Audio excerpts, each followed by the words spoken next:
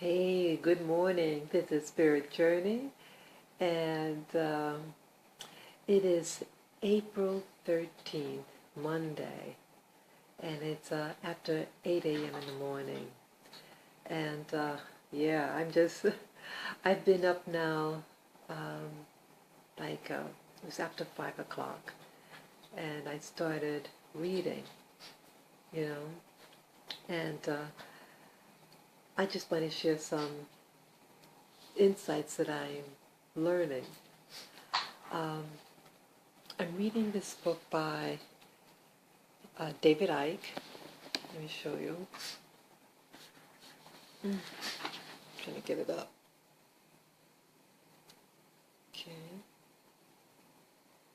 And it's entitled Human Race, Get Off Your Knees, The Lion Sleeps No More.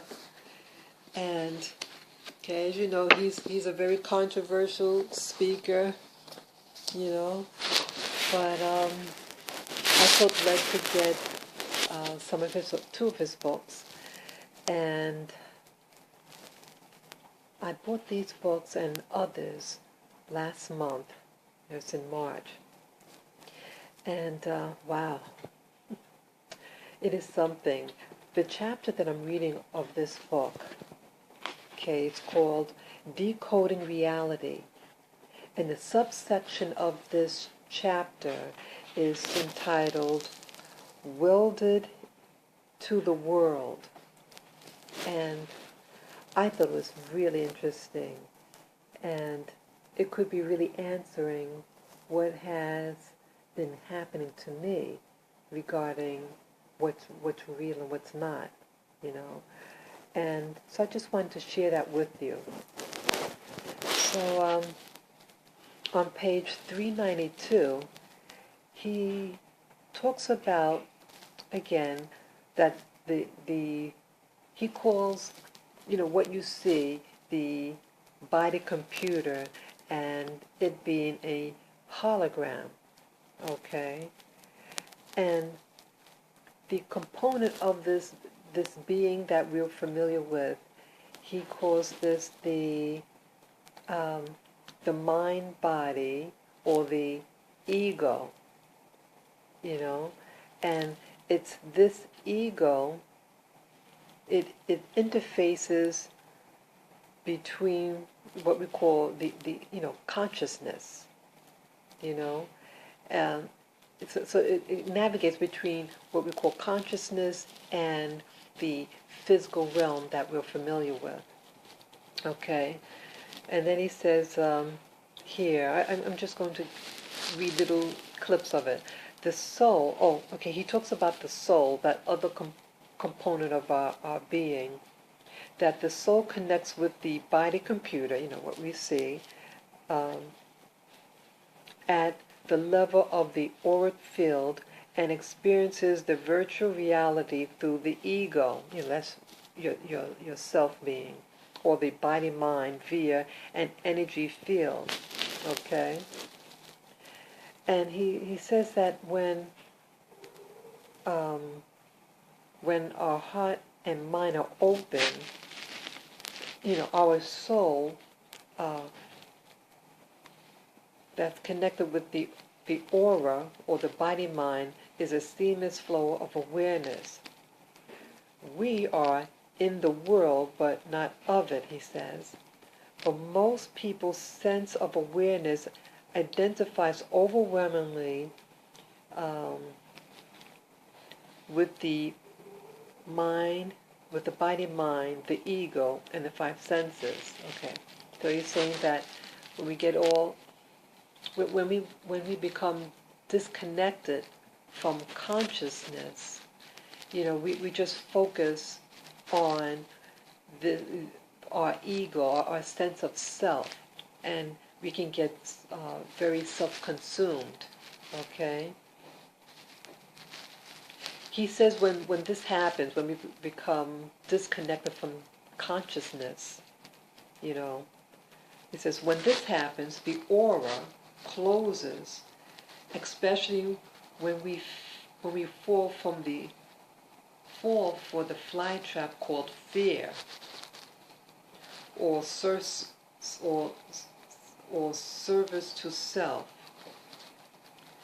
This is caused by the attention, the point of observation, focusing purely on the material and the perceived physical self. Okay, that's what I was saying, you know. And let's see. And when that happens, he's saying that its vibrational state becomes so dense by an obsession with the dense material world and service to self that it can't maintain a powerful connection with higher levels of awareness. Okay? So I thought that was something. And it brings me back on when, you know, I made mention to this in one of my earlier videos, that one day I was, you know, everything was okay, and I'm just, you know, I just had lunch, and I was, you know, talking to the universe. Everything, there was nothing bothering me. But then there was something like a shifting of what I think how I call it now is a shifting of awareness. But I was so used to being in that cocoon of my ego that when I was praying to the universe, and when there was a shifting in this auric field, as he's calling it, our sense of self that was cocooned,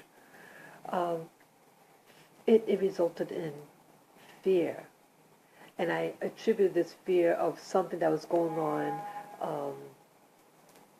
you know, physically, that there was a medical emergency happening, you know. I kind of laugh at it now, but I think that's what was happening.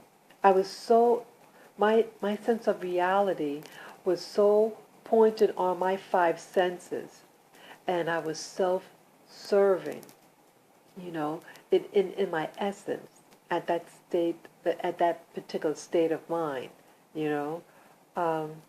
He goes further and says, the body, mind, or subtle body then becomes virtually a closed system that looks, that system that looks and, that looks not to soul for inspiration and answers, but into the material world of the five senses and sources of information. Okay, so at that time I was a student, and he's saying these institutions, these universities, they're run by this system of control.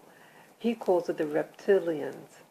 Some other people might call it the Anunnaki, you know, but it's some other being that is actually taking control over our sense of reality. And so during the time when I had that fear response, that I think I was breaking through, or, you know, or transmuting my sense of reality, and it was becoming expanded, and it frightened me, you know. And so what did I do? You know, I went to the doctors, you know, and they're controlled by the same beings, so they want to give you medication or whatever, you know. But that's not what was going on. You know, I mean, when something is a physical thing, you go to the doctors. But what was happening to me was a spiritual phenomenon that I think of it maybe like growing pains. Like when we were little kids, you know, you might wake up in the middle of the night because your legs are hurting, you know, the growing pains, you know, and I might have thought it might have been something, you know, medical, but you know what was going on was normal for what was happening. Expansion, I guess, can cause pain, or when it's not understood, it can cause fear. And I think what was going on with me was that little field that I was encapsulated with. You know, he even has a diagram of what this encapsulated, you know, state of reality looks like. I'm going to show it to you. Okay. It's, yeah. See how, where my thumb is? This person is encapsulated. And if you look at his wrists and his ankles, doesn't it look like shackles that are on it? He's encased in a bubble. Okay? And when that integrity was, in my mentality, violated or started to loosen, it scared me. Okay? It actually scared me. And I thought I was dying. I freaked out. You know? I had a panic attack, you know? It sounds so dramatic, but yeah, but that's what happened to me, you know? And I share this to you because if I experienced it, I'm sure there's a lot of other people who are experiencing the same thing, you know? And I want them to feel assured, hey, you know, if you know you don't have any medical problems, no heart condition, no liver problems, you know what I'm saying, or cardiovascular disease, and you're just sitting down and meditate, and then this thing happens, you know, this is what it could be, that your paradigm is shifting, or you're expanding. And when we expand and grow, like growing pains when we're little kids, you know, when we don't understand it, it can maybe scare you. You think something is medically wrong, you know, and we fight for control. I know I was. The only thing I knew in reality was me and what I can see, feel, hear, touch, etc. And when I started to, you know, just talk to the universe, there is a shifting. And I guess this shifting of awareness, of consciousness, you know, you can feel it. You sense it. And because I wasn't familiar with that sensation that was going on within me, what I perceive as the me, it frightened me. So I just want to share this information to you, and that I am on my spirit journey. Peace to you all, and feel free to subscribe, to share, and to like. Bye-bye.